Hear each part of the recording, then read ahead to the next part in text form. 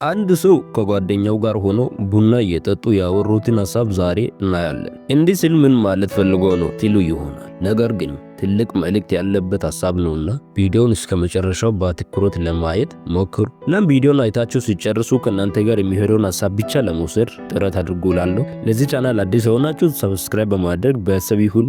ባታደርጉ ፈጣሪ ምስክሬ ነው፣ እናንተ ናችሁ የምትጎዱት። ምክንያቱም ከዚህ በኋላ በዚህ ቻናል የሚለቀቁ ሐሳቦችን አለማግኘት በጣም ተጎጂ ያደርጋል ብዬ 100% ልናገር እችላለሁና፣ ስለዚህ ሰብስክራይብ በማድረግ ከተለያዩ ዘርፎች በሚለቀቁ ትምህርቶች፣ እውቀቶች ተጠቃሚ ይሁኑ።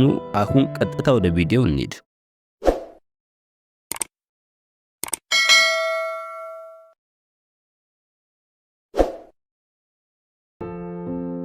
ከዕለታት በአንዱ ሁለት ጓደኛሞች ቡና እየጠጡ አንዱ ጓደኛው ከሱ በአስተሳሰብም በዕድሜም ተለቅ የሚለው እንዲህ በማለት ይጠይቃል።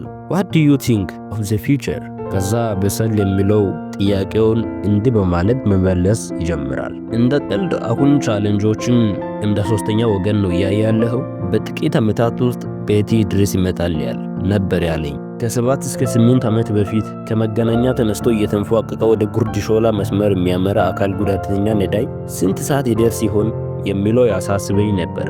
አሁን ለራሴ ነው የማስበው። ከ5 ዓመት በፊት ንባብን ባህሉ ያደረገ ያለፈውን ተምሮበት ፊቱን የሚሰራ ወጣት ይፈጠራልና ለዚያ ማዋጣት በየዕለቱ የሚያጓጓኝ ነገር ነበር። አሁን ራሴን ነው የማስበው። የዛሬ 4 ዓመት ሐኪምና መምህራን በዚህ አገልግሎት ክፍያ ከዚህ በላይ ይህንን ህዝብ እንዴት ሊያገለግሉት ይችላሉ? ማን ነው ፈራጅ? በሚል ራሴን ይፈትን ነበር። አሁን ራሴን ነው የማስበው። ከ3 ዓመት በፊት ሐረርጌ ጫፍ ያየሁትን ተፈናቃይ ጨቅላ ደጋግሜ አስበው ነበር።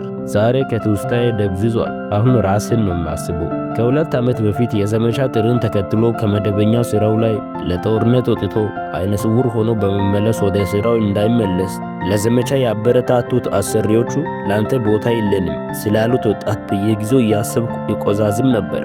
አሁን ራሴን ነው የማስበው። ያለፉት ክረምቶች በመንገድ ዳር በቆሎ ይሸጥ ጠብሳ የምትሸጥ ልጅ የያዘች እናት ወደ ቤቴ ሳመራ እያየው ዘውትር በቆሎ የሚግጥ ልጇ ሲያድግ እንዴት በቆሎን አምድሮ ይጠላ ይሆን የሚል ሐሳብ ሰርኩል ይልብኝ ነበር። አሁን ለራሴ ነው የማስበው።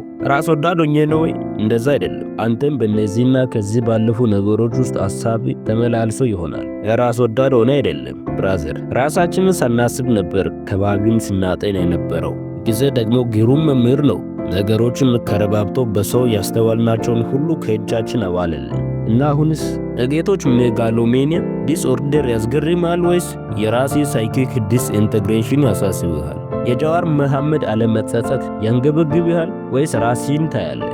የፋሲለደስ ኖራ ቀለም ያበሳጭሃል ወይስ ቀለም አልባ ህይወቴ ያሳስብሃል? ሌላም ለራሱ ያልበቃና ፋወር ፎዝዝ ያላደረገ ግለሰብ ዙሪያው ላይ በሚሆነው ነገር አንዳች ፍቃድ የለውም።